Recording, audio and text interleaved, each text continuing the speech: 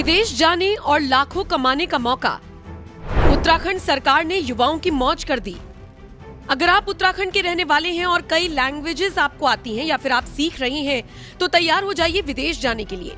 दरअसल विदेशी भाषाएं सीखकर अलग अलग देशों में नौकरी करने के इच्छुक छात्रों को खुद उत्तराखंड की पुष्कर सिंह धामी सरकार मौका देने जा रही है।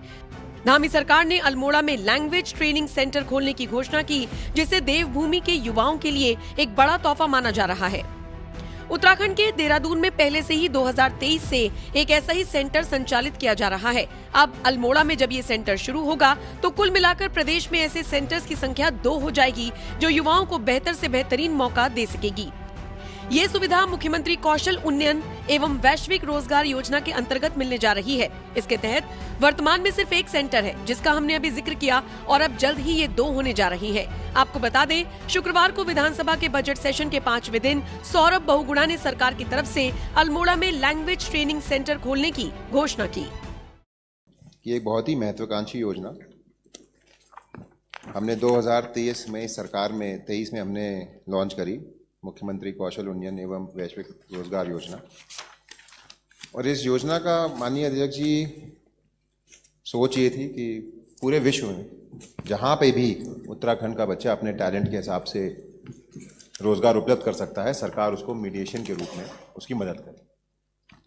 और मुझे बताते हुए खुशी है कि 23 में ये योजना लॉन्च हुई मई में, और अभी तक 143 कैंडिडेट ने हमारी ट्रेनिंग कंप्लीट करी है, जैसे माननीय सदस्य जी ने बताया। और उसमें से 92 बच्चे आज हमारे विश्व में अपनी सेवा दे रहे हैं। जो ट्रेनिंग पीरियड की बात इन्होंने करी है अध्यक्ष जी, उस ट्रेनिंग पीरियड का समय लगभग 8 से 10 महीने का होता है, जिसमें कि उसको पहले लैंग्वेज की ट्रेनिंग दी जाती है, फिर उसके बाद एग्ज़ाम होता है, एग्ज़ाम वो क्लियर करता है, फिर उसका रोजगार का जहाँ पे भी उसकी नौकरी लगनी है उसको लेटर ऑफ अपॉइंटमेंट मिलता है, फिर उसका उस देश में प्रोसेस किया जाता है पूरा जाना। मंत्री जी ने सदन में ये भी बताया कि बच्चों को कहां-कहां अब तक भेजा गया है और वो कितनी सैलरी ले रहे हैं। वो जापान गए हैं। जापान में वो केयर गिवर के रूप में अपनी सर्विस दे रहे हैं, जिसकी एवरेज सैलरी जो आपने पूछी औसतन उनका दर कितना है और सैलरी, तो उनकी average salary 80,000 to 1 lakh rupees की सैलरी है। उसी के साथ साथ हॉस्पिटैलिटी सेक्टर जापान में उन्होंने वहाँ पर अपनी सेवा दे रहे हैं, जिसकी एवरेज सैलरी 1,10,000 रुपये प्रति महीना है। जो सऊदी अरेबिया में हम एक बच्चे का सिलेक्शन हुआ है और हमको 10 और वहाँ से प्रत्यावेदन आए हैं कि आप 10 बच्चों को और हमारे भेज सकते हैं, तो हम जर्मन लैंग्वेज में ट्रेनिंग दे रहे हैं। और जैसे ही वो ट्रेनिंग पूरी होगी, हम 10 और बच्चों को जर्मनी भेजने का काम करेंगे।